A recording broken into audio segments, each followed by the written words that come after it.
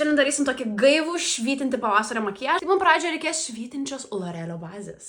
Nu ir pasidengiam. O, žiūrėkit, iš karto nebe tokia balta, atrodo. Toliau keliaujam prie Infallible Fresh Wear Foundation. Ir kadangi norim išgauti tokį lengvą efektą, tai naudosim kuo mažiau makiažo pagrindo ir plonų sluoksnių. Ir šito pamaskavimo man pilnai užtenka.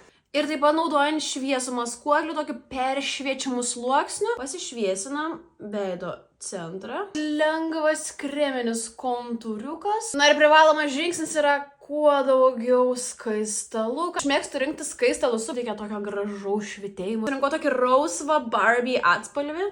Šiek tiek uždedam skaistalo ant akių kampučio. Aš visą laiką su pirštais. Ir kad gautų perėjimas, tai panaudokime priekyje šviesų šešėlį. Ašgi be pravedimo niekur. Pažiūrėkit, man taip gražu tie pravedimai. Žvilgsnis iš karto kitoks. Prie Paradise Big Deal naujienos. Ir pažiūrėkim, kokį čia Big Deal padarys. Štai rezultatas yra blakstienos. Nėra blakstienų. Lūpoms panaudojam L'Orealio Plump Ambitions lūpų aliejaus naujieną.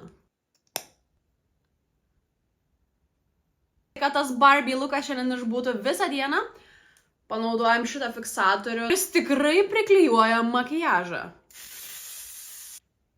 Na, jaučiuosi šiandien labai gorgeous.